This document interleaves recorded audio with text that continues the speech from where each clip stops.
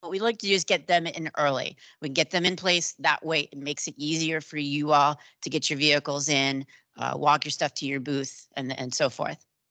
Then at about 9 o'clock a.m., we'll start the general exhibitor setup. This is where vehicles come in. We're going to talk heavily about vehicles and I need everybody to pay very close attention because this information is extremely important, how vehicles work. All right. So we'll start, that'll take about an hour and a half for everybody to get on. We have restrictions on that. Make it nice and efficient so everybody can get in, get their stuff at their place, and then get their cars off and move forward. Then about 10:30 a.m., anybody that doesn't have a vehicle, it'll be a lot easier access for you all to walk in and not worry about getting run over because we really don't want anybody run over that day. I mean, medics are going to be working, but let's not start that early. Then we have about 12 noon. We get the final go ahead from the city and we are live. People are coming in, obviously going to be coming in a little bit earlier, but officially at 12 o'clock, the festival goes live and the excitement begins.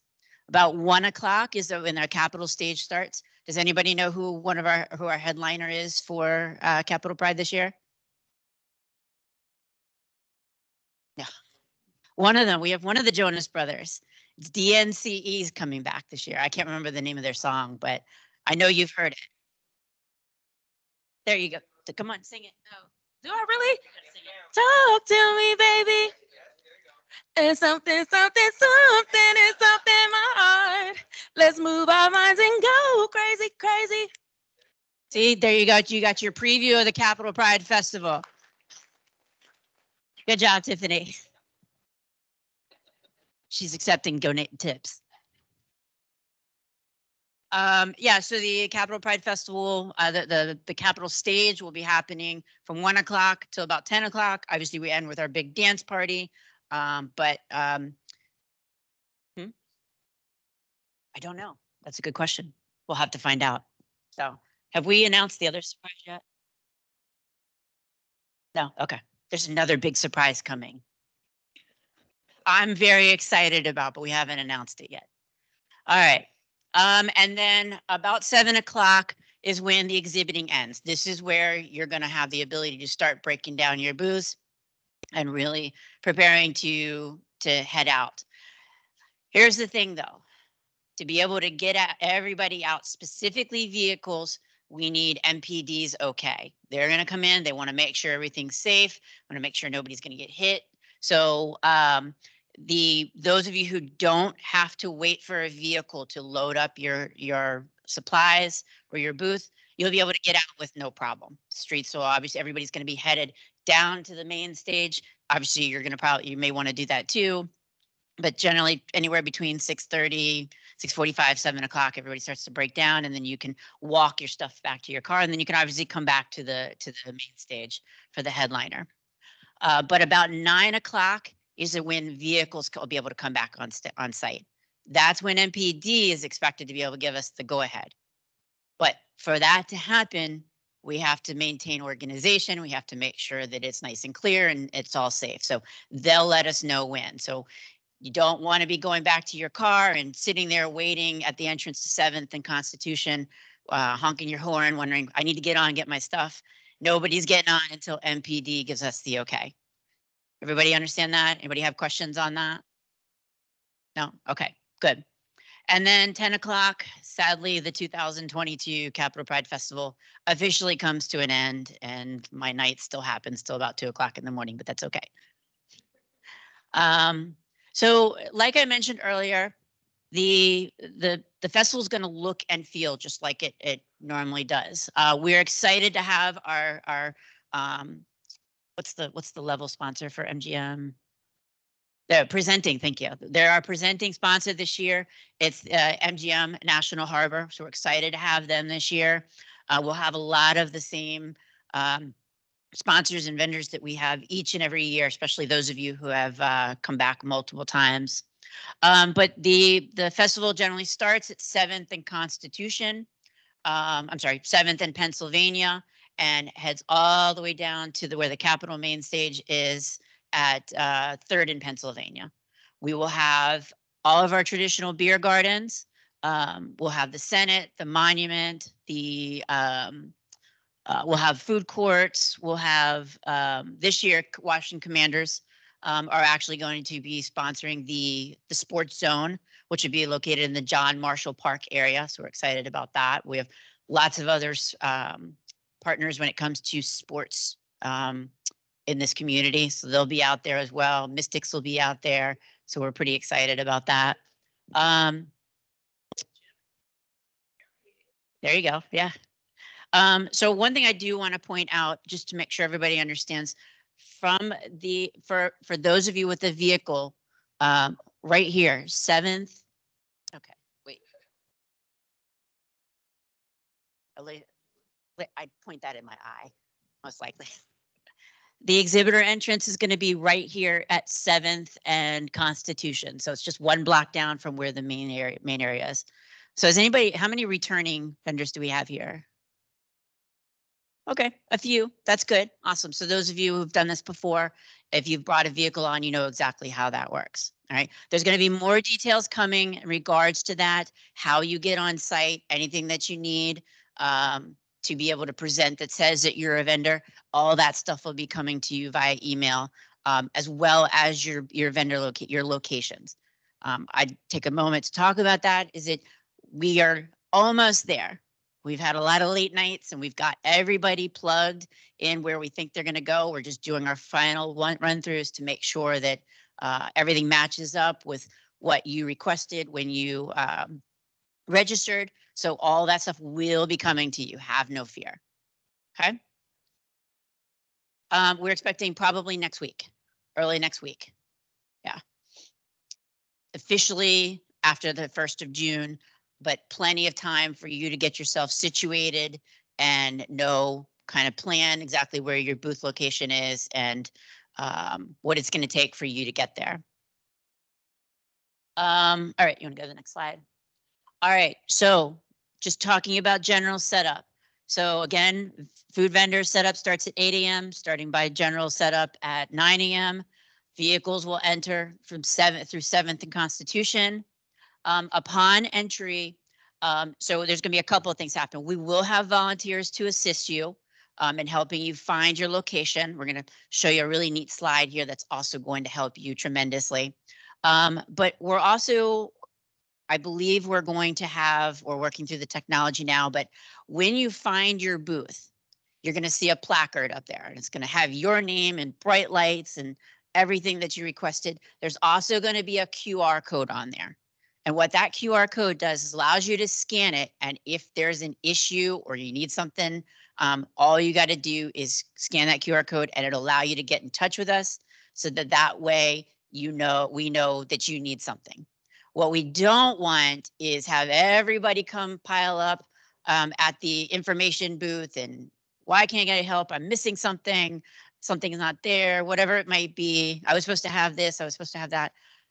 Just know we have a team of people armed, ready to go to be able to help and assist you that day in making sure that you're set up for success. But we want to do this as organized as possible. So the easiest way to do that is for you to stay at your booth. And then if there's an issue, people will come find you.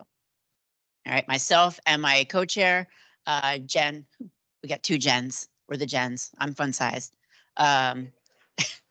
But we're going to be there to lead the team to make sure that we have representatives from our tent rental company, the power company, everything just again on site, on standby to help get another body to your location so we can help make sure. But if all goes well and you registered everything that you wanted to register and we did our due diligence and we set up correctly, there's not going to be a line. There's not going to be a wait. Nobody's going to need anything because we got everything set up right away. But occasionally there's always that little bit of issue. All right. Any questions on that so far? How are we doing online? Any questions online?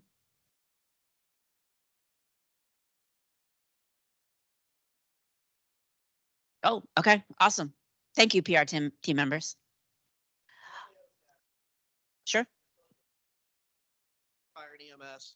I know we talk a lot about the cars getting out of their cars, getting out of their cars, getting out of there.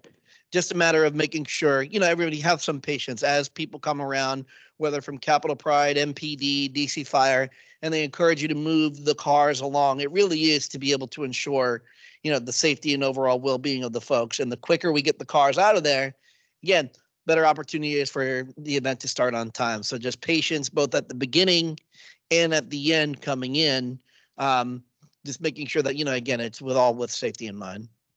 Thank you. Always good information. Thank you. All right. And the last point on this slide that I want to talk about is just we're going to have directions to get in there. You're going to come in one direction and there's going to be a nice flow. If we have everybody going every which direction to get to their location, oh, my location's down there, I'm going to go this way and go around. We're going to have a bottleneck that is going to delay things, disallow us to get vehicles on site. So we just ask that you follow that directional flow and we'll have a team of people to help make sure that. Okay. All right, we can go to the next slide. All right, again, you will only be able to enter through 7th and Constitution. Here is the most important thing. Those of you who are planning to bring vehicles on site to help load, if there's one thing I need you to take away from this meeting tonight, it's going to be this point here. And I need your help in making sure that we adhere to this. No more than 15 minutes. It should be a drive in, drop your stuff off, and move the car. Okay, we have people that spend 15, 20, or 20, 30 minutes longer. We do that. Again, we're creating bottlenecks. It makes it harder for other people to come on. We're giving you a nice window of time to get in. We just want you to make the plans. How quickly can you get in, find your location, drop your stuff off, and take the car to wherever you're going to park it for the day. That is the one thing I want everybody to remember tonight. Okay, because that's the one thing that we have the hardest time with at the start of the festival every year. It becomes a chaos with the cars. All right, thank you. All right, again, the QR code. One thing this year that we're working on making sure that we have ATMs there. But if you are selling items this year, we do encourage you to use touchless payment items this year. Obviously, with the pandemic, COVID, it's 50% more people are doing that this year. And we truly believe that if you offering that or just limiting yourself to cash or a credit card, you might be limiting yourself in the business that you do that day. So if you are not already accepting touchless payments, I would encourage you to look into it. We're not forcing you to do that. We just encourage you to do that because we think it's going to make it easier for people. Okay. All right, and then last thing, as far as parking goes, for those who've never been there, obviously there's no parking on site.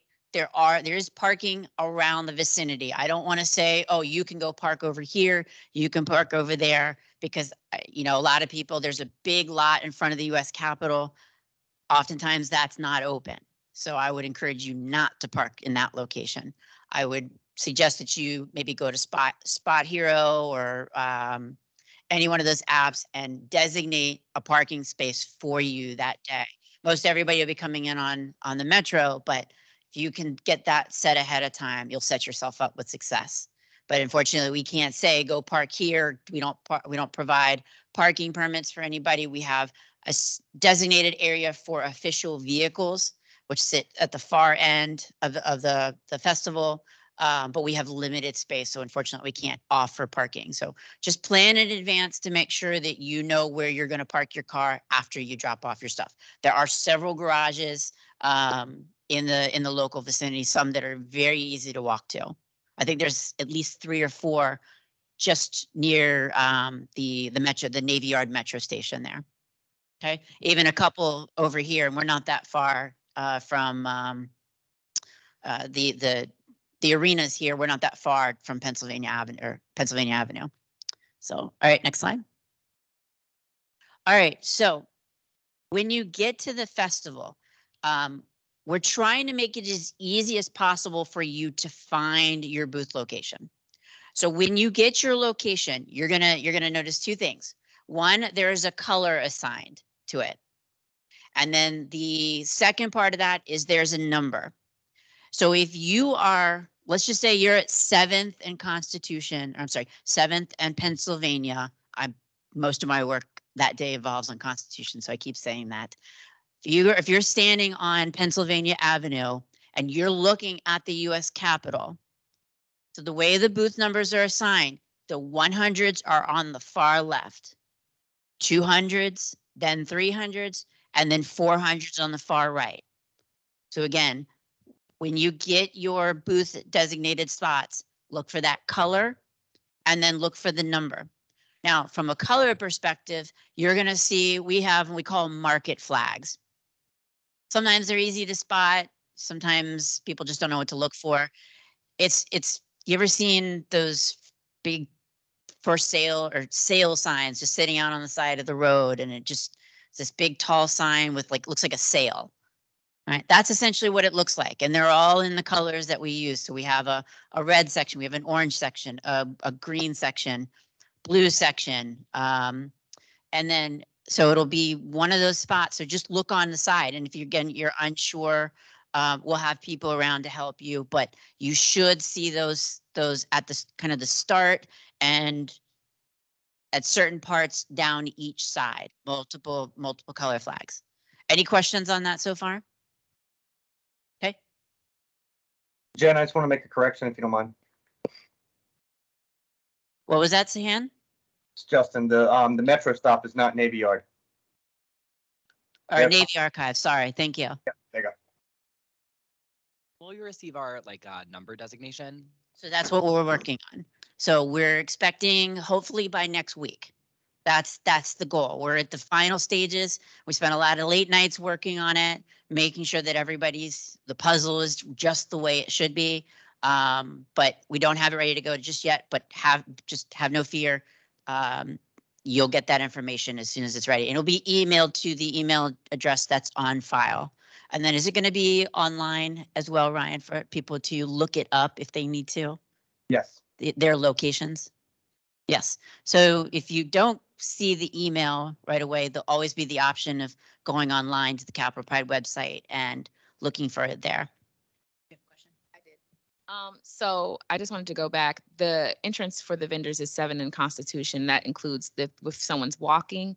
And then my question in connection to that is, if somebody's walking, do they need a vendor pass or something to that effect? No. If you're walking online, you do not need anything. You'll only need a designation for your car that says that you need to get on. And so we're working on all the logistics behind that. But as far as walking on, you can come in at 7th and Constitution, you can come in at 3rd in Pennsylvania. There's nothing. This is more for vehicles and specifically coming in at 7th and Constitution. You're welcome. All right. Any questions on how to figure out where your booth is? No? Okay. That's okay. All right. So, and I'm going to bring Ryan up here too. He's going to join in me and talking about this slide. But generally, your exhibitor space, unless you requested more or something specific, you talk to us. It's going to be one tented space measuring 10 by 10 by 8. Okay. You'll get one table and 2 chairs. If you requested additional during registration, that is noted and it should be there when you get there. All right, again, we'll be working all through the night to set it up and make sure that everything that is on that placard, which is based on what you registered with, that's what we're going to be putting in those booths there. Okay, yep. Size of the table? Hmm? Table size. What is it? 8-foot table? Should be 8-foot table. Might be 7 inches, 7 feet, 10 inches, but give or take. Okay. All right. Yeah. Okay. So if your booth runs down the center, if you requested that, there was a fee associated with that. If you requested that as part of your registration, you can expect to be somewhere down the center, either in the 200s or 300s. We will have select power drops in other spots, but those are for our major level sponsors that are paying significant money to have that. So if you did not register with power, and you would like it, Ryan's going to talk to you about your Pride365 account. We're going to do our best to try to get to that, but obviously we have only so many spaces. I can't have everybody in this room decide now, oh, nope, I want power. And if you didn't request it, I don't have enough spaces to move everybody to the center. So but if you are looking for it, you can make that distinction, go back in, update it, and I'll let Ryan talk about the Pride365 account and how you do that. Oh, okay. All right. So he's going to talk about that when the parade, just before we do parade. That way it kind of we talk to everybody and make sure everybody understands how to do that, because it'll affect the parade as well. All right, Ryan, you want to take this one? Just very simple.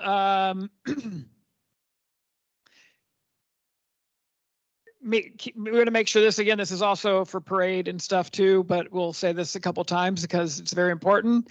So your action items here, we'll go over the process in a little bit in terms of if you no longer or you try to get additional tables and chairs.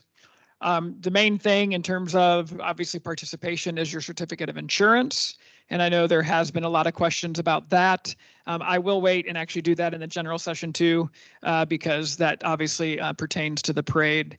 For those of you at the festival selling anything, you do need to fill out a DC sales tax preparation form that will be available online. We'll post it tonight.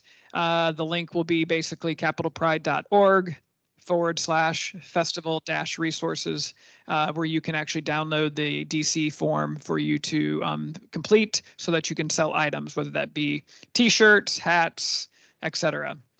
You do not need that if you are collecting donations. Yeah, that's pretty much it on this page. Yeah, the checklist on the other side there just kind of talked about things that you can do to prepare. You know, let your general audience know where you're going to be, because you have fans, people that patron your business. So once you know your location, hey, put it out there, put it on social media. Come find us at the Capital Pride Festival. We're going to be at Red 314. One of you might actually have Red 314. I don't remember. I don't have that memorized, but yeah, put it out there so that everybody knows. We want, you're part of the reason that people come to the festival. It's not just about the music, but it's about the community. It's about the businesses. It's about the beverage gardens, the food. It's the entire experience. We continue to grow and try to enhance the festival as best we can each year. But remember that you are a big part of that. You are the welcome committee on Pennsylvania Avenue. They get to be able to get to that main stage from 7th and Pennsylvania. They're going to pass by every single one of your booths first. All right. So thank you for being a part of this. We really cannot. Can you imagine how boring that festival would be? It was just an empty road that leads up to a couple of beer gardens and the Capitol main stage. Doesn't seem fun to me. So it's about the experience of meeting other members of the community and the businesses that support it, especially in this day and age, because we need everybody to support all of our communities. Yeah. Okay, so the question was, are the booths divided by categories? Yes and no. We've tried to do that. We have a lot of places of worship kind of together. We have a lot of the retail people together. It's not always 100% possible because of the way that what people request and where we have to put them. But for the most part, we try to do that. But what I can say is we have an extremely diverse group of vendors participating in the festival this year. And I'm really excited. There's a lot, I've been doing this since 2009. And I'm seeing a lot of new vendors, people that I haven't seen this year. Raise your hand if this is your first year participating. That's awesome. Give yourselves a round of applause. Oh, yeah. There we go. I see a couple of claps on there. Thank you guys for all of you who are participating. We really cannot do this without you. So come on, give everybody online a round of applause.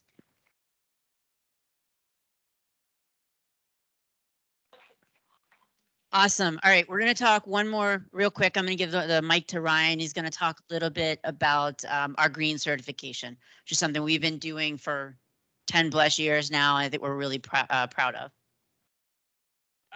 Just basically, ultimately, you know, for those in DC, no longer are we allowed to have plastic straws, styrofoam, all those things. So we do ask the same thing of all the vendors and exhibitors along Pennsylvania Avenue. If you're giving away items, try to make sure those items are either recyclable, compostable, reusable, etc. We really don't want folks to be using plastic bags or anything like that. Technically, it is against the law here in DC. So we ask you to do your part. Awesome. Thank you, Ryan. Everybody give it up for our Executive Director, Ryan Boss. All right. Well, thank you. That's it for the festival. You know, we encourage you to start following all of our social media. You're going to start to see us overload you with all kinds of excitement as we get going, especially Instagram. That's my favorite. But Facebook, YouTube, Twitter, everything. Anytime, if you have questions, you can email us at festival@capitalpride.org. Does anybody have any questions before I finally stop talking? Okay. The slideshow that you had, you'll email that out to all the participants or no? All the information will be available online. So yes. Want to make a correction. All right. So we had some questions down here. I'm coming.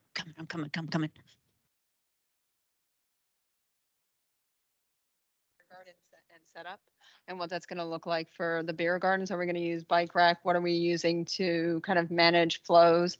And how is the ID check going to work and security and that sort of thing?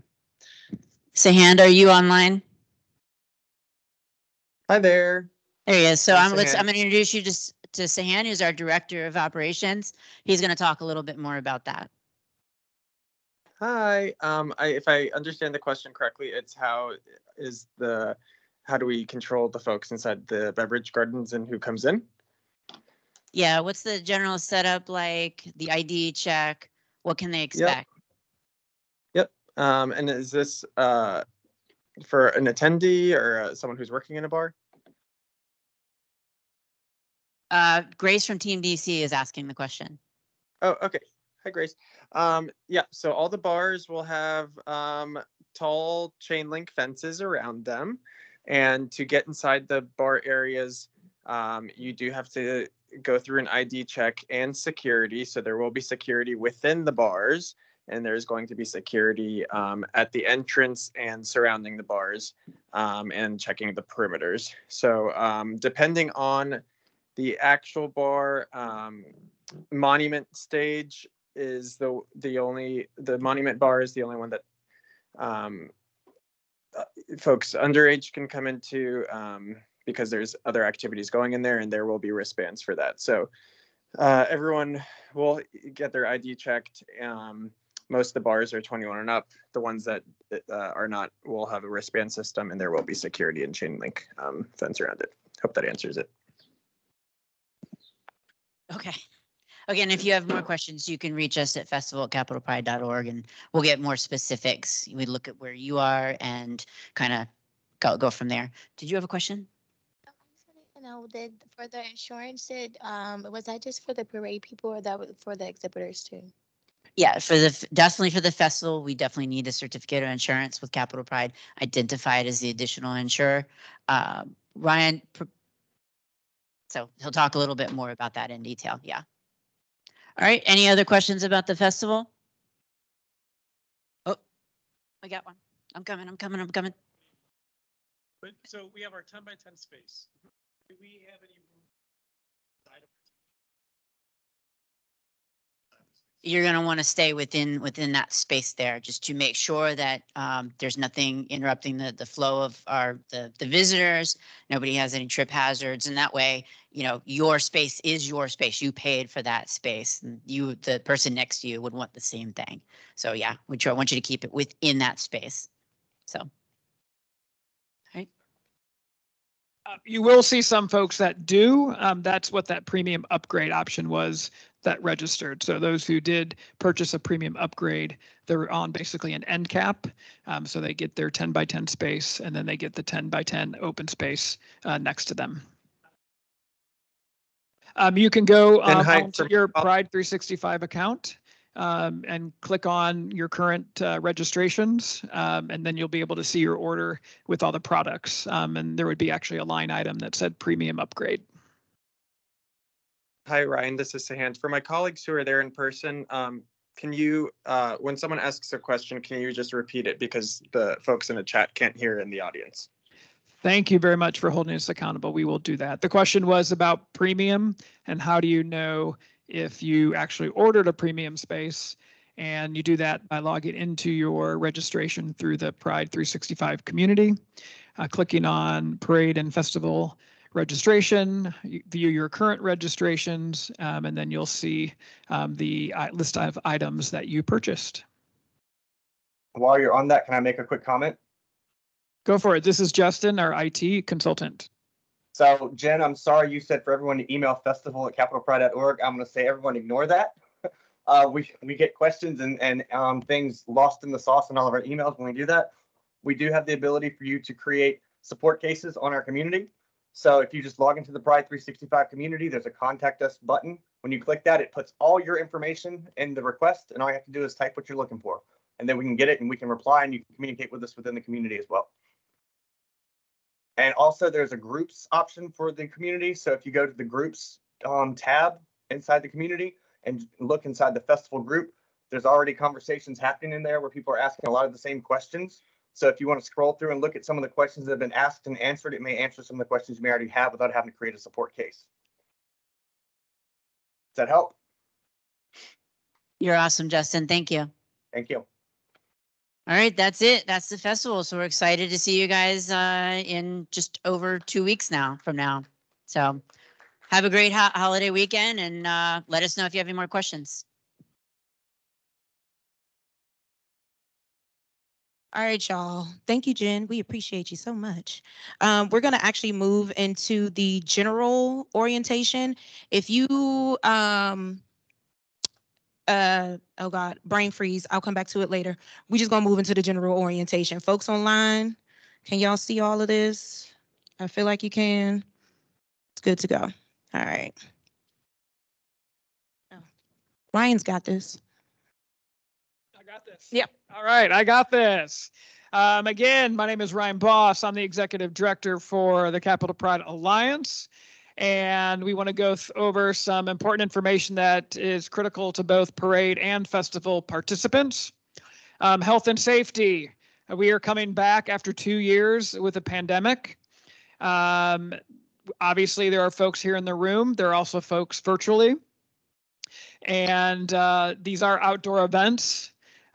We will be following any guidelines that the Department of Health put out over the course of the next 2 weeks. But as of right now, as an outdoor event, there is no mask requirement. There is no requirement for vaccine cards or anything. In our indoor events, such as our Capital Pride Honors, that will be on Friday, June 3rd as a kickoff event for this year's celebration. We will not be requiring masks at that event either. But obviously, if someone chooses to do that and feels safe, we encourage you to do so.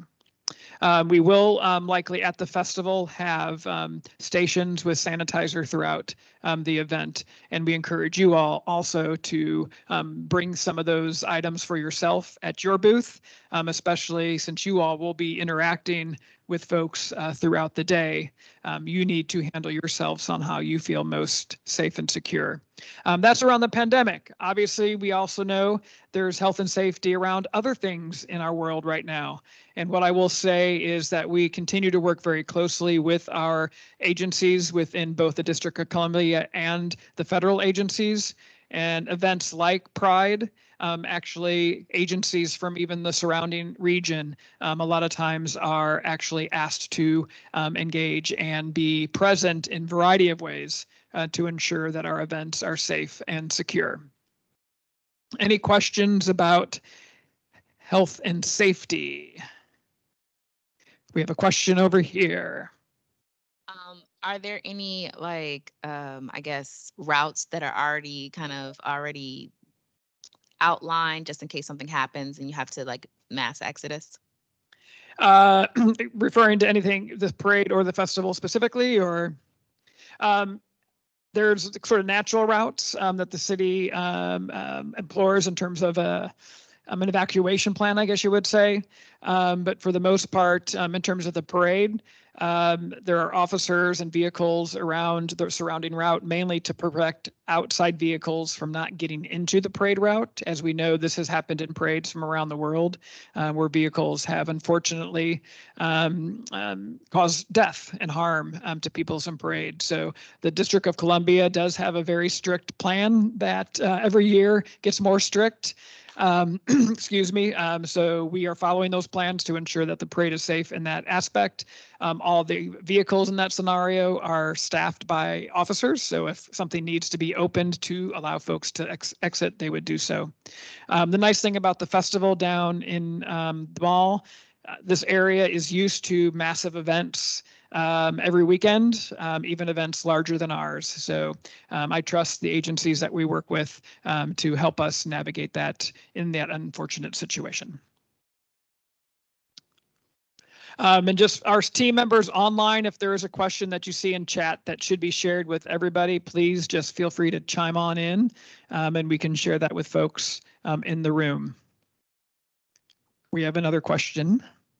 Especially at the festival, if there's like a personal health emergency, would we call 911, use that QR code, or like I know sometimes the festival's very hot with heat stroke or something like that. What process will you follow? Great question. I'll answer a couple things and then I'll have our health and safety chair chime in. There are cooling stations that are placed along the festival footprint, and that'll be on the final map that is displayed. And I'll let Will Hawkins explain the other medical services that will be on site. Good evening, everybody. I'm Will. I'm your health and safety chair for Capital Pride. So it's my job to make sure our events are fun, safe, and healthy for everybody. So this year our goal was to provide the most medical and health and safety assets we could to our exhibitors, our sponsors, our contingents. So a couple things. We'll have multiple roving teams both days. That's going to be done by DC Fire EMS.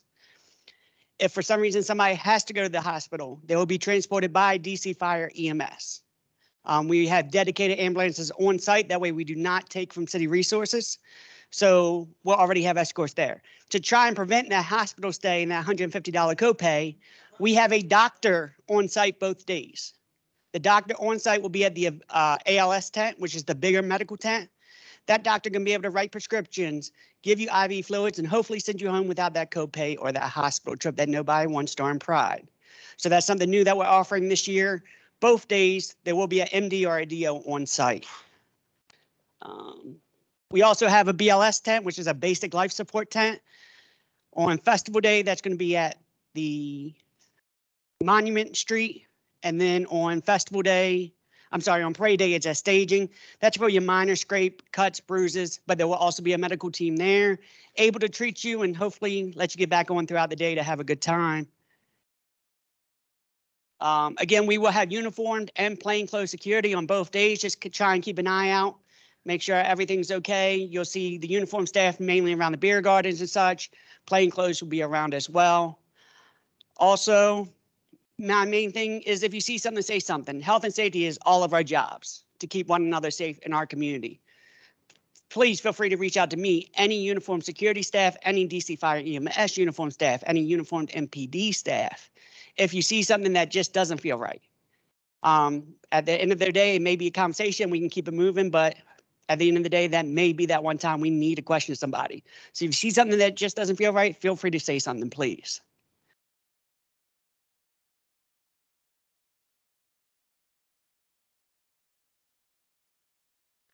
And then the Capital Pride, we ask that you remember to be safe getting to and from our events. So please watch drinking and driving for everybody's safety. If you need an Uber, Lyft, we suggest you take that. My email is william.hawkins@maryland.gov. I mean, at capitalpride.org. Wrong email. Wrong email, government email. So it's william@capitalpride.org. William@capitalpride.org. If you have any questions, any comments, concerns, feel free to shoot me an email and I'll get back to you pretty quickly. Any questions for me? All right, let's give Will a big round of applause. And as noted, he works with all the city agencies as well to work in concert to make sure that we can be a safe and healthy event. The 50th anniversary, those of you who are here that from the festival heard me already say this. Those of you who joined, getting ready for the parade, I'm going to throw it out there. No free shirt for this one, just because, you know, that would be kind of easy. But I'll flip the question. What year did the inaugural annual Pride celebration in DC begin? Nope. Nope. 75. That's right. The annual event began in 1975, but the first Pride celebration in Washington, D.C. was 1973, 3 years after, or actually 4 years after Stonewall. And 2025, I want to talk about this a little bit more. It is the 50th anniversary, so it's going to be big. It is going to be an international event here in Washington, D.C. We have so much great talent. We have such an amazing LGBTQ plus community, not just in the district, but the surrounding national capital region. So we're going to call on all of you over the next several years to make this a special year. Some of you may be aware we actually put a bid in for World Pride to be in 2025. We unfortunately did not get that. So we're going to create our own international Pride event here in Washington. Some of the things to look forward to. Yes, give us a round of applause for that. Some things to look forward to is we'll be working very closely with all the Pride organizers, such as DC Black Pride, our Trans Pride team members, DC Latinx Pride, AAPI Pride, Leather Pride, Youth Pride, Silver Pride. And we are going to be creating a human rights conference that will actually kick off that Pride Week. We're working with Team DC and all the sports teams in Washington to actually create a sports festival similar to like a gay games here in Washington. And then the whole week will, now I can't think of the word, will culminate into what we know as the traditional Pride with the parade, some sort of an equality national march, as well as the festival and concert. So something to keep your ears and eyes open and know that over the next few years, we'll be trying some new things to get ourselves ready and prepared for that magnificent milestone. Part of that is also our Pride365 fund. You'll be seeing more of that out through the festival footprint as well as along the parade route. Our bucket brigade that many of you might be aware of, that folks stand around with buckets as people enter the festival or the block party on parade day, because our events are free. And as mentioned earlier, this is not true at every Pride event across the country or world. And I have to say, and I give props to our team members, because it is a hard challenge for us to keep this festival specifically in concert free. And oddly enough, the parade actually costs more to do now than the festival does. So for us to be able to do that, it takes donations. It takes organizations like yours registering to participate in these events. And obviously it takes our amazing advocates. And as noted, MGM, who is our presenting sponsor of the festival, Darcars, iHeartRadio, and Pride Radio, presenting sponsors of our concert, Choice Hotels, presenting sponsor of the Monument Stage, and for our parade, Marriott, who is our presenting sponsor of the parade. If it wasn't for all of them and the many other advocates, these events would not happen and be as accessible as they are to our community. But what the Pride365 fund does is that money that we are raising on site is going into this fund, which is a community fund that'll go back to support the many community service organizations in our community. One of the major initiatives that is coming is, some may not know, that the community center, the DC Center that we are a part of, will be basically evicted at the end of this year because of construction. So us, along with 4 or 5 other organizations, are looking to establish a new community center that meets the needs of our community, and something that we should be able to take pride in here in the nation's capital. Time check. Okay, great. And with that, I talked about volunteers. I want to introduce you to Brian Davis, our volunteer chair. Hi, everyone. Thank you for being here. As Ryan mentioned, volunteers really are what make Capital Pride very successful in bringing it to our community. You'll see a lot of us and a lot of similar faces, but there's really a whole host of people who kind of execute kind of this vision for us. And so my ask for you all is, if you are able to also sign up to volunteer and take part in that part of Pride as well, or if you know folks who might be interested in volunteering with us, to send them our way. There's always a big need for folks in so many different areas, and we're happy to get connected with those folks. So thank you all very much. Yeah, question. Is there an age requirement, and do you guys give out community service hours? Yeah, so there is no age requirement, but for folks who are under the age of 18, a parent or guardian needs to sign off on their waiver form. And then if you go into our community and go sign up for a volunteer job there, that will track your hours when you check in with a QR code at any event that you show up at, and you'll be able to print and see how many hours you've received there to give to school for, your counselor or whoever. Yeah, any other questions? Oh, hold on. Did I press the L? I pressed the button. Okay. Along with the community service hours, I know in some places they ask you to sign off on the form. If you need a sign off, let us know and we'll be able to go ahead, get it signed for you. We can do like maybe like a DocuSign moment, or for me, I'm a big tiny scanner person because it's easily done from your phone. You just scan it, send it, have the person sign it, scan it back, that type of thing. So we're able to do that for folks. And I know too, sometimes your employer might have like some sort of matching benefit where if you show your hours, they actually might make a donation to Capital Pride for those hours, or there might be some sort of like compensatory or credit hours that they'll offer you for volunteering. So it's something to check with your HR people. Any other questions? All right, thanks for being here, everyone. All right, I'm going to wrap up the joint session before we send the festival-only participants away. Ryan, did you want to go over how to request changes? I'm wrapping up on a couple different things on that, and then we'll pass it over to Parade. Thanks.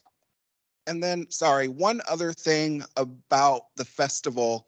I also do some accessibility stuff for Capital Pride. There will be sign language interpreters. DC, has a big deaf community, so there will be sign language interpreters available. So if deaf folks come to your tents and you need an interpreter there for some interactions, they are available. They'll be at the info booth and also the volunteer tent. And there'll be a way to get a hold of me or somebody to send an interpreter over there so you can get that assistance. All right, Ryan, we have a question from someone in the audience here. It's from Gail Hansen. I'm not sure if Gail has a way of unmuting to ask that. No, I think we have to do that for everybody, which we could. Here, 1 second. I can do that, maybe.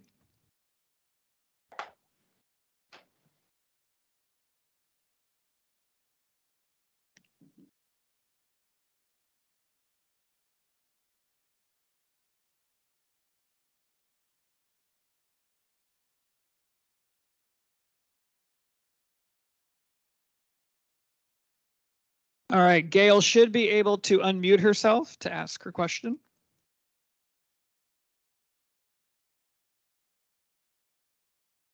Okay, yeah, my question is, we're planning on having some high school students marching in the parade, and we're partly because of safety concerns, we're wondering if we can be put at the beginning of the parade or near the beginning of the parade, or how do we arrange that? We'll go into more of those parade details in a moment, so please hold that question. And actually, I can get to some of that as well in my transition around changes to your registration. So the logistics question first is around anyone that may want to make a change for the parade. Maybe that is they were all ambitious and wanted to have a float. But whether it be cost, whether it be trying to find a truck rental company, they no longer are going to do it. We really need you to let us know because that impacts obviously our ability to fit staging and folks into color zones. Maybe it is at the festival. You really want a second table, or gosh, would there be maybe a second booth maybe available, or that premium? What you would do is you'll go online back to your Pride365 account, log into your page, click on Parade and Festival. You're going to view your current registration, or for some, you could have multiple registrations. You may have registered for more than one group. And then when you get to that page, there'll be a button for you to request changes, not to guarantee anything, but to request. And then our team will review all of those requests and do our best to accommodate. Obviously, if you are no longer doing a float, you're accommodating us because it'll be easier to manage. However, obviously floats can be sometimes more entertaining and enjoyable for those along the parade route. So with the question about in terms of where you're marching and who you're marching with, if you did not fill that information in on your original registration, you can do the same thing. Go online, request a change or to provide some more information. And when in doing so, indicate that you would like to march with this school or these other schools or try to bring these groups together. I will say that in terms of the parade itself, we're trying to navigate a variety of different things that our team will speak on a little bit more in regards to obviously what occurred in 2019. When many groups, specifically the purple zone, did not even get to step off into the parade. So we'll share a little bit more about that later. But go online, your community is your home base. That is where you will also be able to find your booth placement for the festival. It's where you'll be able to find your color zone and arrival time, in addition to emails that will be sent out. And then my final thing until we send the festival folks away is certificates of insurance. We know that this has been a pain. It's been a pain not just for you all, but a pain for us trying to navigate this. This isn't something unique to DC. This is something happening around the country, specifically around parades because of things that have happened at parades. As some of you may be aware, there was a Pride parade in Florida last year where someone unfortunately passed away because of someone's vehicle in the staging area. So it is very challenging to get these events insured and is one of the major cost increases for us in terms of producing these events. The certificates of insurance are now requirements of the insurance companies, as well as something encouraged from the District of Columbia. However, there are some exceptions that we will be granting. If you're doing a float, no exception. You have to have a certificate of insurance. Festival exhibitors, you should be having a certificate of insurance. The folks, most organizations shouldn't have any issues getting one. You should have general liability coverage for the entire year. You simply call up your agent. They can generate that certificate, but what you need to make sure they do is they actually put Capital Pride Alliance named on that certificate and that the date range includes the dates of these events that you're participating in on June 10th and or June 11th. Or I'm sorry, June 11th and or June 12th. However, we also have a lot of social groups who maybe don't have insurance, and these are the groups that are having more problems. For the parade, if you're just marching, no longer need a certificate of insurance. We're going to waive that. What we will be doing is after June 1st, we will be having a general liability waiver similar to if you were running a 5K or doing a 5K walk, where as a participant, you're basically waiving your right to sue the organizers if you trip and fall and hurt yourself. So we'll be doing something similar for that we will send to the point of contact, and that it'll be your responsibility to send that out to all of your marchers in the parade. And obviously we ask people to do their due diligence in terms of getting everybody to fill that out. We understand that can be challenging, but we ask just do your best. In terms of vehicles, there may be some exceptions that we do grant for folks who want to have a vehicle but can't get a certificate of insurance. You're going to have to reach out to us directly, and we'll have to do that on a case-by-case basis. Any questions about certificates of insurance? Hands go up. Your hand was first. Oh, okay. About insurance? Okay. I'm trying to tell people to create like a meetup location during the festival. What should I tell them? Like, what's the best place for people to centrally look at? To find your space, or? If we're going to be in the parade, and then I'm taking a group downtown, but they're from out of town. Gotcha. Okay. So they're saying, so Saturday you're at the parade. You're not doing the festival. Maybe you just want to have fun. You want folks to meet. One great place is the Archives Metro, because folks can take the green line right there. You get off the Metro, and there'll be a big entrance right to the festival at 7th and Penn. That would be my recommendation before you get into the mass of crowds in the festival itself. My question was in regards to accessibility. If we are dealing with someone at a exhibitor booth, and is there going to be like a cheat sheet to be able to get a translator or something of that nature? I know you guys mentioned the QR code and the number, but where is that going to be located? I can put a QR code with contact information, or give folks my phone number to contact me, just the exhibitors, not for the public, but I can get you my phone number to be able to contact me. And there will also be people kind of roaming around if you see them. And then we also, in our messaging to the disability community, will be telling folks you can find interpreters at these spaces and they can grab them.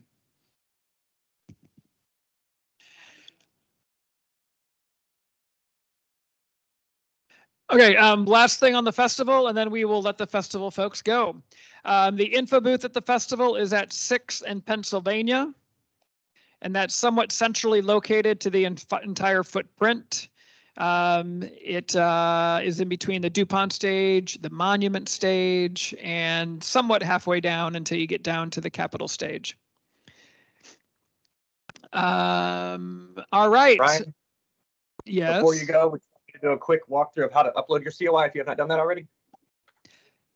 No, that's fine. If folks should be able to upload your COI, you again just go to your Pride365 account. Yep. Yep. Apples and oranges. Yep. Thank you. Basically, you just do the same thing. You're going to log into your account, click on view your current registrations, and there'll be action items. Should be on the upper right-hand side, and there's one that says add or upload your COI. Click on that button, and your COI should be able to be uploaded. If for some reason you have an issue, you can just email that to us.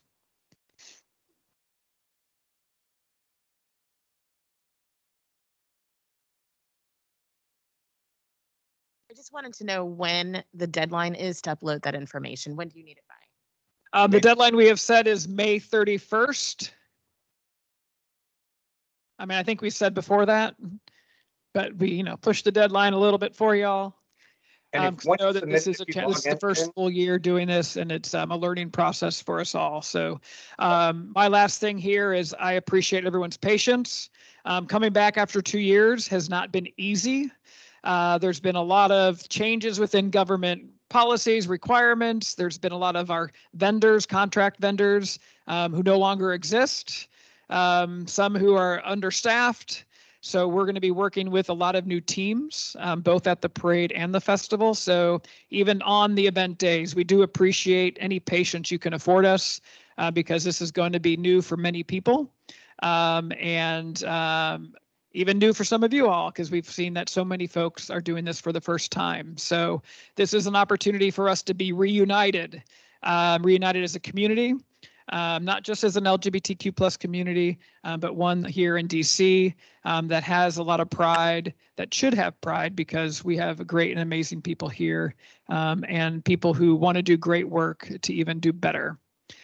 So let's let the folks online as well as the folks here, let's give them a round of applause for the festival people who will be leaving us. And you're welcome to stay and hear more about the parade if you'd like as well. All right, y'all. Thank y'all, festival people. Feel free to exit.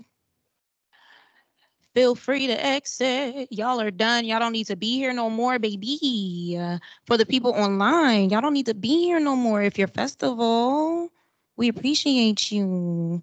Does it give a little sound when people drop? And we're going to give them just a couple of minutes to clear on out. You know, grab their things and exit. It doesn't give me a sound, though, when somebody drops. Okay. Let's do that. We appreciate you so much, festival people. All right. Oh my God, so are y'all here for parade? Y'all doing both? I love the journey. Good morning to everybody doing both, the parade and the festival. Y'all are tight. We appreciate y'all. Truly. Truly, truly, truly. Okay, y'all grabbing snacks too. Does anybody want to take a second and go grab a snack, some water, a cookie, a brownie? You waving me on? I peeps everything. You waving me on? Don't come for me. No, I'm okay. Thank you. Thank you so much. Appreciate you.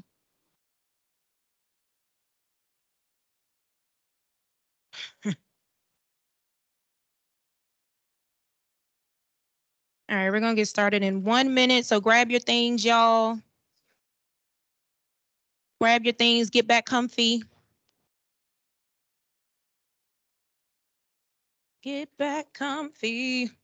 Online, bear with us, y'all. I hope y'all went to go get you some snacks or something, a little, I don't know. It's over there, I think. Hope you went to go get you something to drink, get you a snack, grab a snack real quick. Come on back. I'm gonna get started on this parade moment in 1 minute.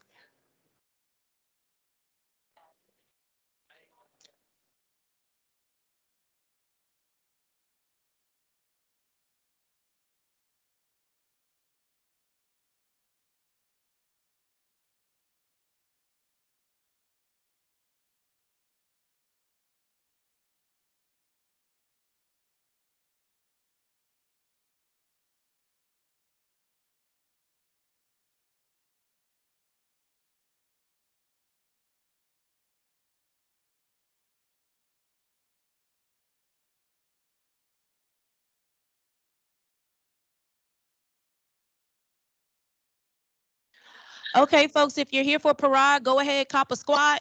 We want to go ahead and get this thing started. Ryan, would you like to take the cells outside for a second? Okay, thank you. Thank you. I love and appreciate you so much. So much. Love y'all for buying these shirts. Get into it. Get into it. You're going to be cute. Okay. I see you. I see you. I see you. Everybody, let's cop a squat for the parade. Chatty chat chat. Oh, they still getting snacks. Yes, there's a parade happening on June 11th. Oh my God.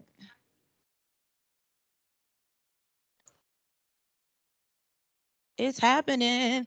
Can I have everybody cop a squat if you're here for parade orientation? I want to get y'all up out of here, honestly. I told y'all 8:30.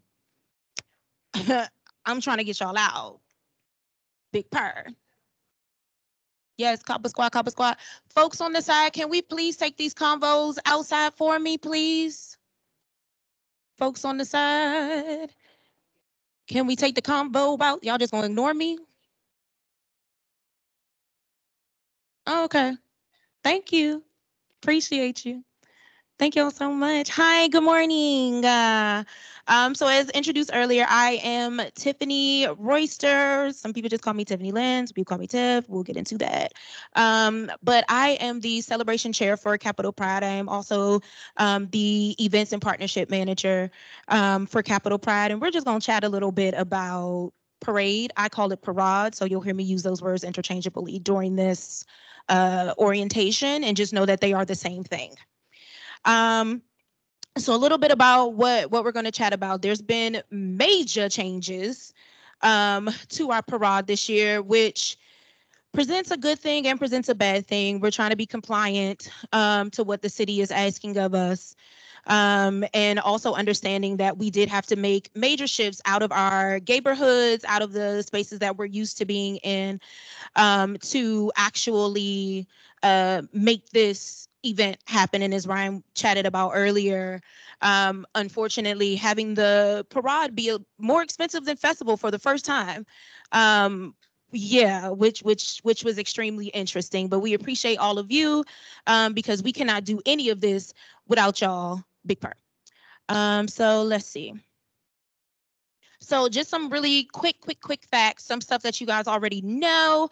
The parade is on June 11th. We're going to step off promptly at 3 p.m. from 14th and T. Staging will begin at 11 a.m. and I'm going to go deeper into that. Also, folks, this will be this PowerPoint. So know that as well. I see the relief in oh, thank you. I see the relief in the back. Was like, oh baby, then I don't need to take no pictures. We with it. So a little bit more. Contingents are limited to up to 100 walkers, a maximum of up to 100 walkers. We know this. Additional vehicle permits, unfortunately, are not available due to us being a bit over capacity. So that's the little spiel that Ryan gave earlier. If you want to subtract a vehicle, we are happy to do that, but unfortunately, we are not able to actually add a vehicle at this time.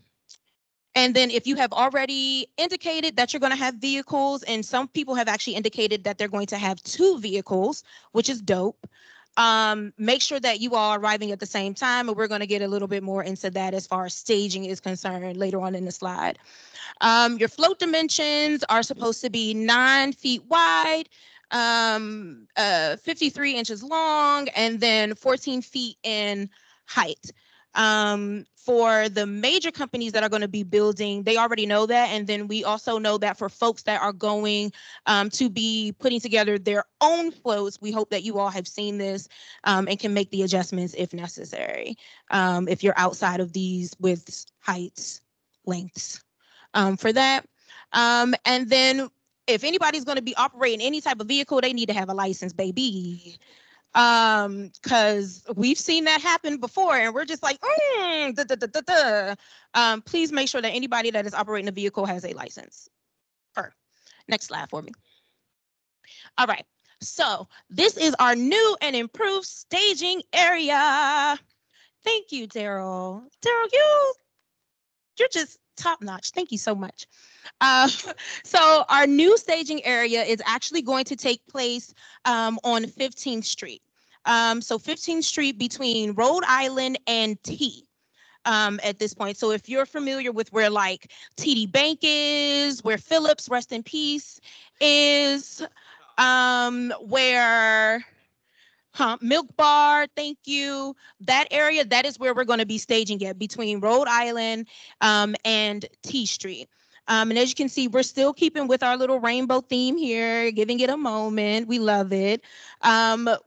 We are going to be having a check-in where Phillips used to be. So rest in peace again, Phillips. The sign is still up. I don't think they're going to take that down at any point. But what you'll do is for check-in, you will receive a QR code to your email, and then you can also access it on your account in that 365 situation, community situation.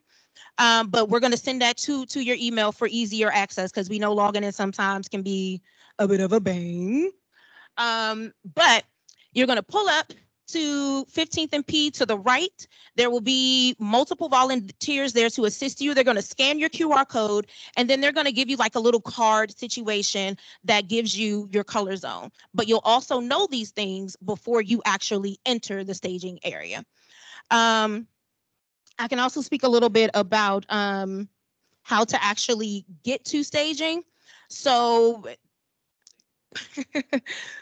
because it is a one-way, we are not going against traffic for this particular staging area. How we've done in the past where we've had y'all on multiple streets and you've been able just to enter on those multiple streets against traffic. We're not doing that. So you're going to have to enter, I believe that's going to be Massachusetts, and forgive me, y'all, I can't say Massachusetts. I can't say it, don't judge me. Mass Ave, thank you so much. We're going to have you entering from Mass Ave where you'll make either a left or right. Or I know that there's a whole nother situation, another road that you can come down, but we can always give you an address for that. If you want to Google Phillips, that's where you're going to basically pull up to. But you're going to enter from the left or the right there, and then you'll just proceed to that check-in point at 15th and P, and then there'll be more color marshals to guide you down into your spaces. Because we have so much space this year, which is amazing, we are going to have I can't hear y'all in my ear. I'm sorry. I got super hearing. Sorry. But yeah, we're going to have y'all have cars go to the right of the street, and your staging marshals will be able to help you with this. They'll direct you into where you need to go and all that good jazz. But we're going to have 4 lanes. So you'll have cars go to the left side of the street. We're going to have like floats or trailers go to the left side of the street. And then we want to make sure that we're keeping that fire lane open. So that middle lane we're going to use as a fire lane. So please maintain the fire lane because we want to make sure that emergency vehicles can get through. But also, if we need to get somebody into their staging area because they late, don't be late. But if we need to get somebody into their staging area, we can access that middle lane to give it the fire lane. As far as walkers are concerned, we'll be staging you intermittently in between. Well, not intermittently, but we'll be staging you in between. So just keep a lookout for that. Not in the fire lane. There is, I should have put another map up here. It'll be in one, well, no, the floats are going in the parking lane so that they can make that turn like the trailers. Yeah. Okay. Question. Yes. Hold on. Forgot this part. Sorry. Let's say that you have a float and then you have walkers who want to walk with your float. Would you have to tell them, or would they have to tell you so they could say, hey, I'm with this particular float to be put with them, or are you doing that differently? So with the walkers are actually free to roam. They don't need anything to get into it. However, if you are a walking contingent, you will have one person show up during your staging time to hold your space. And then we will make kind of like keeping your surroundings open, making sure that you can fit your people so that they do not block the fire lane in the center. Question. Okay. Hold on. I just have a concern. We will be coming from 16th and U. Okay, was where our float, because we're building up that morning up there at our church. So my question is, if we have to go all the way down Mass Ave, it seems like it's going to be a big bottleneck if you're doing every float, everybody's trying to get in at Mass, come on down and then go up. It seems like that's going to be a big bottleneck for all the floats. I mean, we have a float, we're coming down from 16th and U. We're going to have to go down 16th, down to Mass, and then go back up. And then we're going to have to wait for 50 million other floats to all get in line there between orange, yellow, green, and purple, and whatever.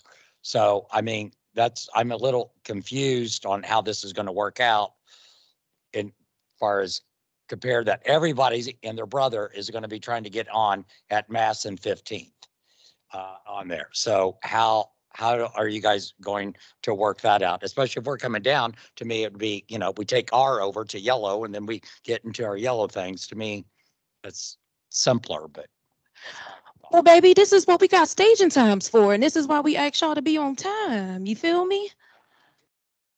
Okay, hey, get into it. Get into it. But no, this is you. Great question. Thank you. This is what we actually have staging times for, and this is why we're going to have a slew of volunteers to actually check people in. So what we want to make sure that we are doing, because I understand that you have a flow, and maybe we can work something out with you if you're that concern is just like, oh my God. Okay, maybe we can work something out in that way, but that is the purpose of our staging times. There should not be people entering the color zone before the next. So we're going to talk about that a little bit, and then I'm going to give you my information so that we can chat a little bit more. Cool. So with the staging times, we are doing that a little bit differently this year because this is more streamlined, right?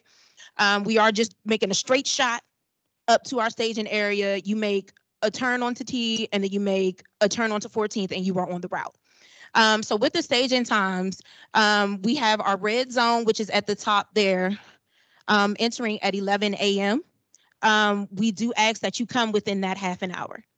Again, making sure that we are doing our jobs and having the volunteers there necessary so that you can get your QR code scanned and get up to where you need to get up to. With the orange zone, we're having you come in at 11:30. Yellow, we're having you come in at noon. Green, we're having you come in at 12:30.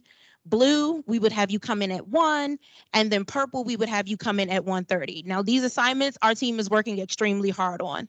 And just to give a little bit more information into what that's going to look like, there will be, again, multiple volunteers at 15th and P. There's also going to be volunteers on the street that you are on.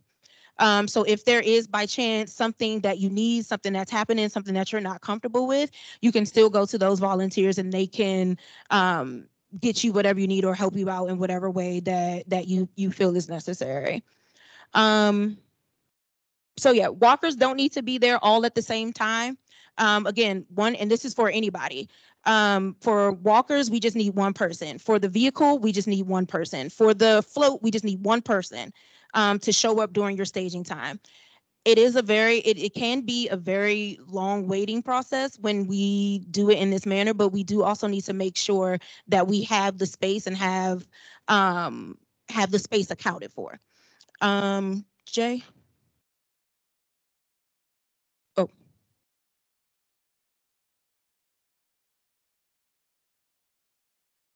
Shut up, Jay. The question is, when will we be informed about the staging area? We are going to get the information out to you after June 1st. You're very welcome. So this is, oh no, it messed up. Okay, so I'm going to go over this briefly, and before we post it online, I'll fix it because that little click the text thing is not supposed to be on there, and that's dumb. That's really dumb. Tiff, while you guys figure that out, can I just make 2 points that are coming up in the chat? Sure. Sahan is online at saying points in the chat. Go ahead. Hi there. The first is for if you have a vehicle, the only approved space that we've been given to enter the staging area is Rhode Island and 15th. That is the only space that MPD has given us permission for cars to enter, so that there's just one place. Otherwise, all those other side streets will be closed. And then the other is a lot of folks have been asking again about the COI for marchers. If you work for an organization that has staff, is a registered 501c3, all those other great things, you probably already have an insurance policy. It almost never costs any money to add someone as an additional insured. When you sign the waiver, that's not giving you any insurance or protection. So you're literally just signing a waiver. So if that waiver is meant for people who cannot obtain insurance or do not have it, if you're part of like a little book club or some unorganized group, please do upload the COI if you already have insurance, because if anything, God forbid, were to happen, you really want that in place. So again, the waiver is not some sort of protection, it's just a waiver. And those are the main questions I have, and I think. Thank you, Sahan. I appreciate you. So on this page, this is just giving you a little bit about when you get your QR code about what you're going to be seeing in that email. So you'll have your organization and your organs, organization name, bruh. Thank you. Your organization name, your staging zone, your staging time, and the things that you registered for. So you registered walkers, you registered a vehicle, that will be on there. Again, when that QR code is clicked, we'll get all that information back to us as a check-in. I've talked about that already. You can go past it. So with this is what we've previously done. Please excuse those little fees at the end. That's not something that's going to be happening. It's basically, this form is just about violations and penalties. We want everybody to be safe, right? If we see something obscene happening, unfortunately, we are going to have to speak with each other and be like, okay, are we going to be able to allow this group to come back into a parade at a later date? So that's just basically what this is actually saying. Because of time, I'm going to ask that when we post this online, you all take a minute and read it yourself. In the interest of time, because it is a lot here.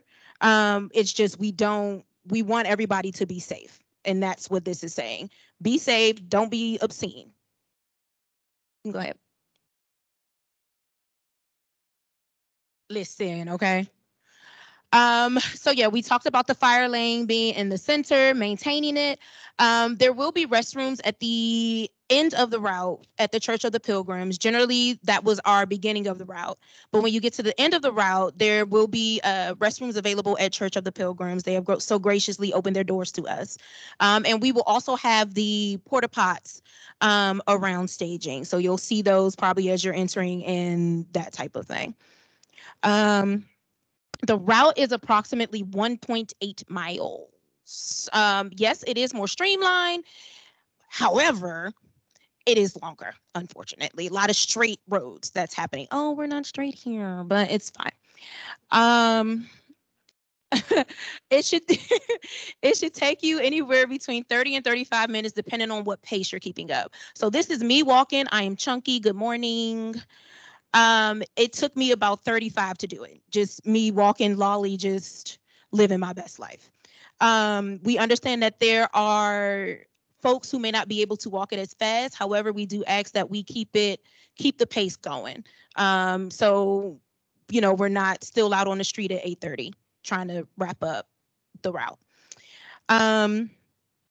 And then stay in order. Do your best. Do not pass anybody. We want to, again, back to safety. We don't want you all to pass anybody. We want to make sure that you're maintaining your order. But that also helps us because we will have 2 announcement stands where they will be saying, this person's coming down the route. And we don't want them to be like, oh, wait, who is that? Oh, I don't know who that is. So just do your best not to pass anybody. Be safe in that. Yes, the German has so many questions for me today. Okay. In years past, I think it was a few years ago now, there was a disruption from protest. What are we doing this year so we don't have that? I knew you was going to ask that question. I knew it was going to be you. I knew it was going to be you, my darling. Okay, so based off of our health and safety plan, there are things in place. Unfortunately, some things we cannot disclose to you all because health and safety, we need to make sure that this information is not going to other people. But there is protocol in place in case something of that nature happens again. Just know we got y'all because listen, long story short, I was frustrated. It was an extremely long day. We knew some folks did not get a chance to even make it because just being stopped like that was extremely hard on folks' body. The sun beating down on you. And then also we're just we all just want to be gay and have fun, right? But we do have protocols in place in case something of that nature happens again. We got y'all, truly. Don't. Okay. All right. What's next? Could you order? So generally what we do is for the folks who are streaming with us online, or for the folks, you know, who weren't able to get out there to the parade itself, we do like a Twitter listing. Our marketing chair is actually online. I won't make her say anything. But we basically have somebody at the start saying this person's coming down the route and this person's coming down the route. We do anticipate that we'll be able to do that again this year, so you can have folks tune in on Twitter. And we will also, I didn't put that in here, but we will also be streaming with NBC and WUSA 9, which is fun and amazing. We're trying to make it a bit bigger. We want to give it Macy's Day Parade. We're working towards that, okay? Yes, we're working towards making this bigger so that we can have more of a national view with all the things. We do ask that contingents be within about 15 feet of each other, in front of them and behind. Again, we understand things happen, but just try to keep your pace, maintain your distance. Don't be all up on somebody and they not a part of your contingent. And then contingents cited for violations will have their registration restricted for a year. Again, just don't do nothing obscene. Don't have all your things out that you're not supposed to have out. Okay, we understand that some people gonna be out here with their butt cheeks out, but because that's happened before. Don't act like you ain't seen it. The Cowboys be out here. I know. Sorry. There's a question for me in the chat. Okay, but just don't do anything obscene. We don't want to have to restrict people from this celebration. There's a question for me in the chat. Chad. Will cars be allowed to enter the staging area just to drop people off? No, unfortunately. If you are not a part of the parade, we cannot have you entering the staging area. So if you're going to drop folks off, we're going to ask that you maybe find a location that's close and drop them off that way. Somebody had a question. Okay, I'm coming. Y'all got me working. So I have two questions. My first question would be, I guess in timing, if you're in red, which is one of the first ones, and would you finish before 7? And if so, what is the protocol for that? And then my second question is, I know in the past people have thrown like, bracelets, candy, things of that nature. Is that a no-go, or what's going on with that? Got you. Okay, so I hope we heard those questions online, baby. So to your first question, red, it should not take you that long to get down. It shouldn't take any of us that long to get down. We're anticipating that it's going to give, in my mind, I'm anticipating 35 to 45 minutes for folks to actually make it down. And if you're in red or wherever you disperse, we're going to talk about that a little bit later. I got you on disbursement. And then tossing of the things. So we are okay with you tossing. We are not okay with you throwing, if that makes sense. There is a difference. We have had people get hit in the head before because somebody literally used their good baseball arm and was like, I'm gonna throw this as far as I can. So we're okay with you tossing to get it out to folks. Totally okay with that, but don't like use your Popeye arm to do that, because that's doing the most. But you are able to toss out anything. I know for us, we are looking into tossing out flowers to try to be more sustainable. So instead of tossing out beads or candy or anything, we're like, let's throw a plant and see how that works out. And we've done it. We've done that before. So next slide, baby. Tiffany. Huh. There are quite a few questions in the chat. Oh my God. Okay, I see it. Okay. All right. Amy, hey. Okay.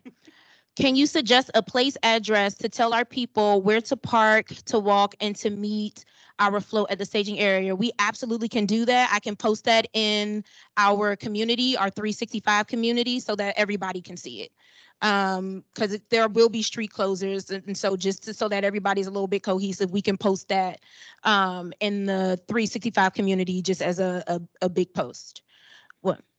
Just a good suggestion right now would be have them taking the green line to the U Street Metro because there's 2 exits off that metro, and the east side or west side actually is pretty close to 14th Street. Another question. Are you able to share other road closures? Oh God, so much is coming out. Are you able to share other road closures around the parade route, or is it just the parade route that's shut down? We plan to have a shuttle from our hotel for anyone who cannot do the walk. So would love to know the best place to drop off. We will also add that into the post that we make in the 365 group. So keep a lookout for that. It looks like people are asking for multiple locations, and those multiple locations I cannot provide to you right now in this moment. Okay. Will all walkers get a QR code or anything for volunteers to check once they arrive and instruct them on where to meet the rest of the group? So for the QR code, whoever is not unmuted, can you please mute yourself? Thank you so much. So for walkers, there will be one QR code, which is the person that needs to be there at your staging time. Everyone else, what I would suggest is that you try to give your folks give your folks where they're supposed to meet you. So say for instance, if we have you placed in the yellow section, and I'll make sure to put intersections in our 365 group when we send the things. If you need to give them an intersection to walking is good. You can walk anywhere on this route. But we can make sure that we have the intersections in there for y'all so you can tell the rest of your group where to meet you if they're for that one person. Thank you. Perfect. Y'all are wonderful online. Thank you. Y'all are wonderful in person. What's next? Go to my next slide. Okay. So this is the new route. Like I said, it's a bit more streamlined. It's a bit more straight or whatever. We are going to enter at 14th and T to get ourselves started, stepping off at 3 o'clock. And we're going to finish at P Street and 21st, which if you realize, we just did a little doozy. We flipped ourselves around, which is cute. It's cute. But we are going to go down 14th. And as we make our way down 14th, we're going to bust a right onto Rhode Island, go ahead into the circle that's there. We're going to walk all the way down to 17th. Once we hit 17th, we're going to make a right. We're going to go all the way down to P, take P, 17th, make a left onto P. We're going to take P all the way down. We're going to hit DuPont Circle. We're going to go to the left of this circle. So we are going to go against traffic in that moment. But we're going to hit the left of that circle. We're going to hit P again, and then we're going to disperse at 21st. So as far as disbursement is concerned, can you go to the next slide for me so people can get a up close? There we go. As far as disbursement is concerned, we're trying something a little bit new. Okay. We're going to have our walkers exit P Street to 21st to the right. We're going to have walkers and vehicles exit 21st Street to the left. And then we're going to have floats exit straight down. Now, here's the thing about this, y'all. I think in previous orientations, we haven't said this to y'all, but you want to have a plan when you are done. You want to have a plan on where you're going to go when you are done and make sure that everybody in your contingent knows that plan. Understanding where we actually are going to be, we know that Georgetown is right over that bridge. So if you have a float, you can turn onto 22nd, turn onto 23rd to get your float out of that area. We are asking that you take 5 minutes to break your float down. We will have bodies down at that end to actually assist you in removing the things off of your float if you don't have a ton of people to help you do that. Per the city, they are just like, y'all real messy in disbursement. And we're like, oh, okay, we'll fix it. Like, stop coming for us. We're going to fix it. And so with that, we just ask that you take 5 minutes, y'all, to remove the stuff off your floats, remove the stuff off your cars so that they are drivable. So city drivable. And we did a whole trolley situation and the city ain't really say too much to us, but also understanding that you're going to be out of reach of where we are. And there won't be too much for us to do to help you if you're pulled over and they're like, oh, well, why didn't you take that off your car? Like, we don't want that. Okay.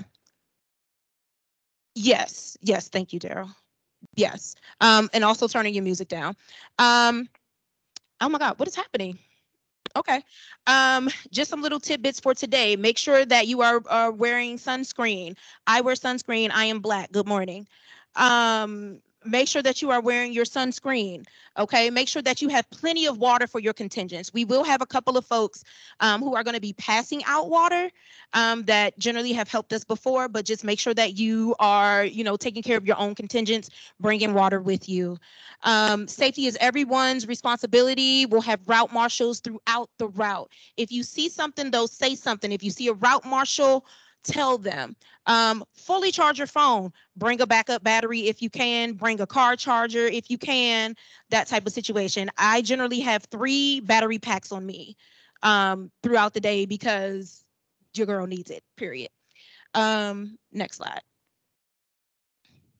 Participants are encouraged to embrace the reunited theme, of course. Can somebody please have a cookout on their float? Thank you. The announcement stands are again going to be at 14th and T as soon as you enter into the route, and then in DuPont Circle for streaming purposes. So y'all know where they're going to be at. WUSA 9 and NBC will both be in DuPont Circle. So get cute. Okay. Show off. Show up. Show off. Show out. Hold on. I got a question. Okay. Here we go. I'm going to get the question, y'all. Hold on. Okay. Okay, this is a obvious but obnoxious question. If you're not driving, can you have alcohol on the parade route? Oh, so sorry. No, I appreciate that though. I appreciate that. No, thank you. I feel you though, because I'm gonna go get me a drink when it's done. One more question in the crowd. Are walkers able to exit the route before the disbursement area? For example, if we have older walkers who might want to stop earlier. So we generally say no. Unfortunately, but there are options. You can get like golf carts. We do have a golf cart company that we work with. If you're like, oh my God, my limbs, because by the end of the day, I'm like, my limbs, they hurt. You can do a golf cart. I have seen people being pulled in wagons as well. Right? Listen, people get real creative. Okay. But we'll have that information also on the resources page if you want to order a golf cart or 2 or 3 for your folks. Go ahead. Okay. So unfortunately, as Ryan explained earlier, there's a lot of places that have closed. A lot of the places that we use have closed. However, Shelly, what happened? Shelly is one of our, okay. Ryan's computer just died. So sorry. So sorry, people online. I'm so sorry. Can you pull it up? Because I think there was one more slide and I don't remember what else was on it. But Shelly is one of our longstanding people. She actually drives the Rainbow Rider. I don't know if y'all are familiar with it. But LGBT truckers, they are the ones who have really still stuck.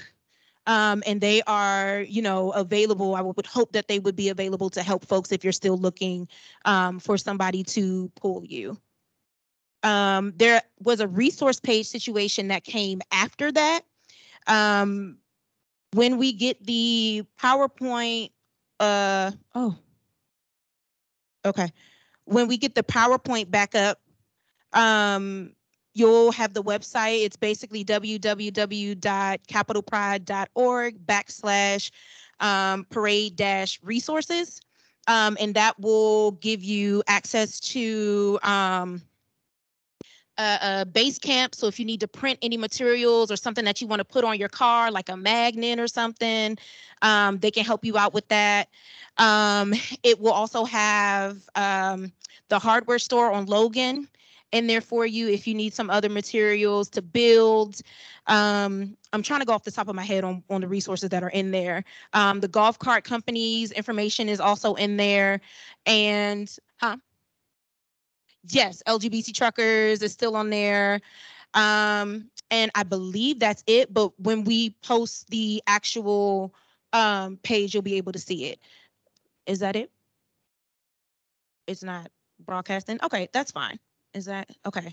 Is that the last one? Okay. Yeah, that's it. Thank you. One more key point, and then we're done here as far as Parade is concerned. We are working with Union Station Garage. So for anybody that needs to park a vehicle, I'm going to give you my email address so that we can get you in touch with Union Station Parking if you need to park your vehicle for storage overnight or whatever. In the past, they've previously have asked for $75 for said storage. However, they have asked us to take a count this year. And I'm guessing maybe they had some financial strains.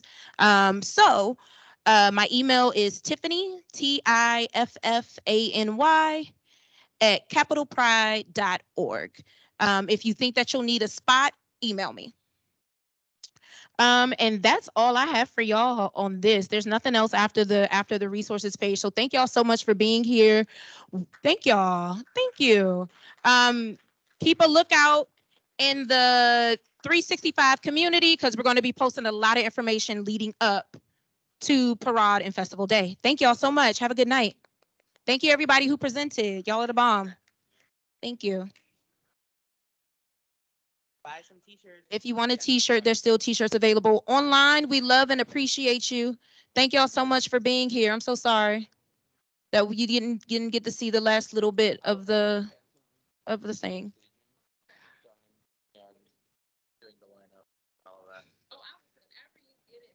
Bye. Bye-bye. Well, you can always